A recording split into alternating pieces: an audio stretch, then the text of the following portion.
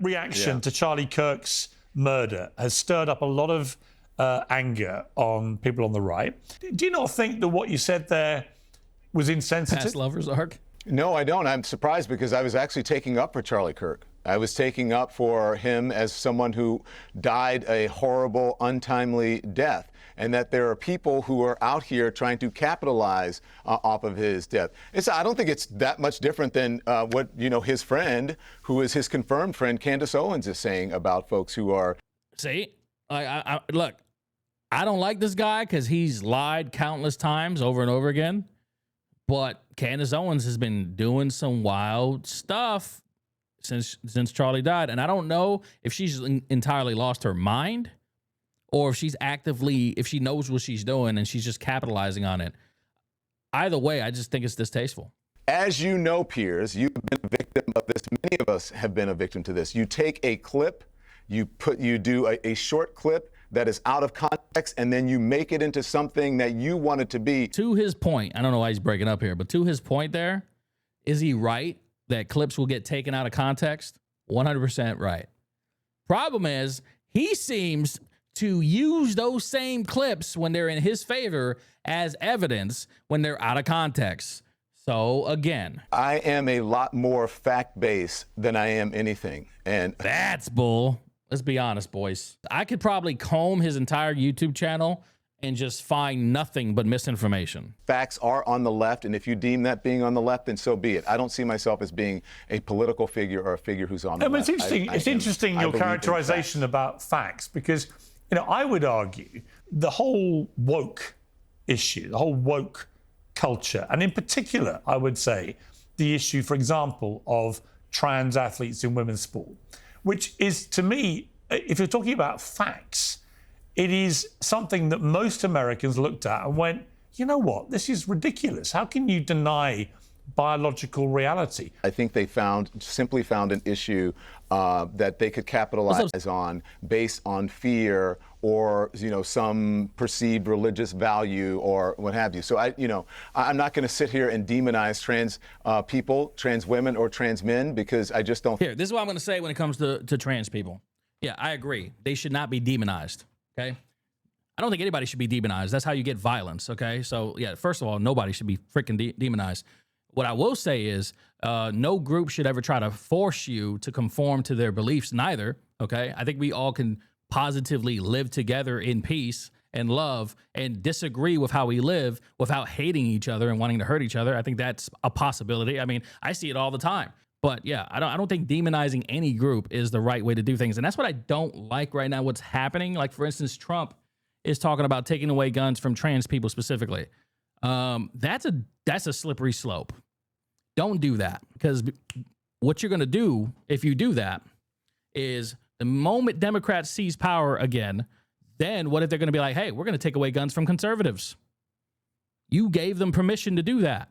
It's a dangerous slope. Why would you do that? If you want to take away guns from anybody, take it away from people who are mentally ill in a dangerous way. They might be harmful to themselves. They might be harmful to other people. Look at their track record, okay? So hopefully Trump completely dropped that narrative, because it's very dangerous. Nikki, I hope you and your people never need guns.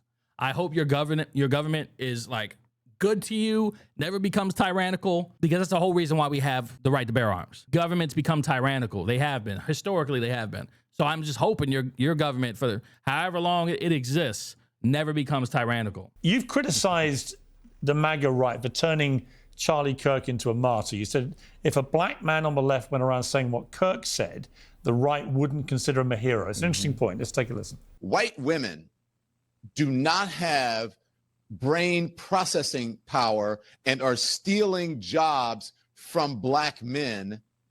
The right would fucking lose their minds. Oh, I know what he's talking about. He's talking about Charlie Kirk didn't say that, by the way. Like, he's saying the reverse of it.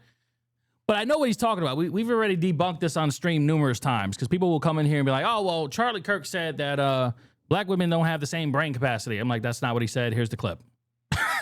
And then I show it to them, and then they're just like, oh, it's not. It's out of context. It's not what he said. If they went around saying some shit like that, they would be canceled immediately. They would be fired. People would scrub them from their whatever business that they work for.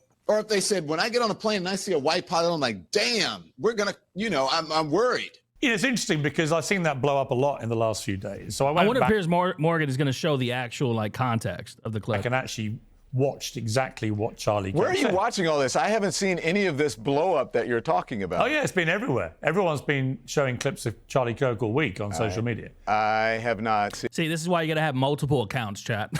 You see how he hasn't seen what he's seen and how he hasn't seen what he's seen? It's because your social media feeds you more of what you want to see, right?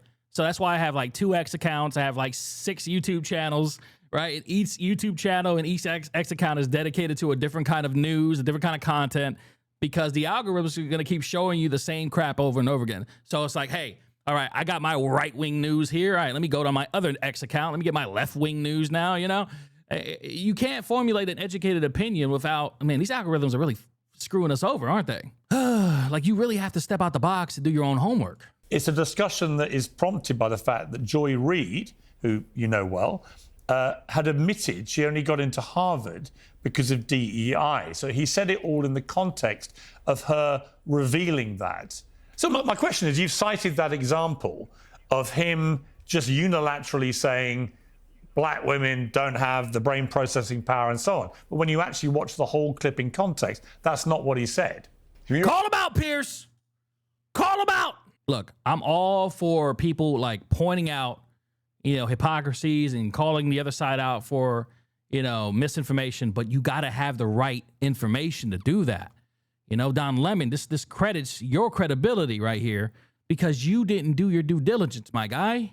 The clip now that you played of me, where the context is explained, which is he was talking about not only Joy Reid, Sheila Jackson Lee, and Ketanji Brown Jackson. And it wasn't DEI that they were referring to. They were having discussions about affirmative action and about qualified people, qualified women of color who were offered opportunities. He didn't watch the context at all. They're given. I can tell by what he's saying. He doesn't know the context, and now he's just trying to. I think he realizes that he doesn't know the context. Opportunities that they may not have been given if it were not for affirmative action, and nothing to do with diversity, equity, and inclusion.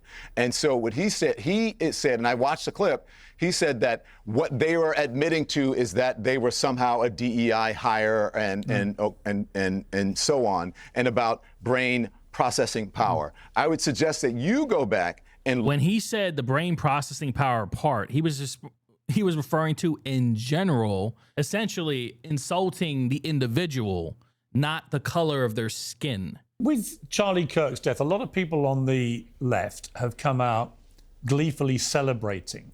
Doctors, nurses, people in extraordinary positions of power over other human beings.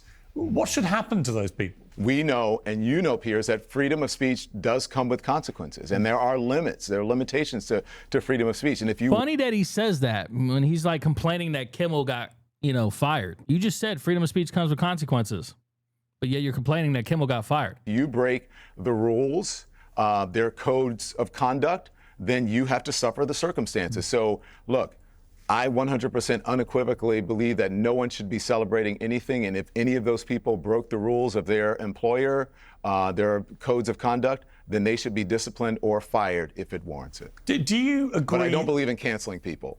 Right. I think there's a lot of cancellation going on the right now, and I'm not.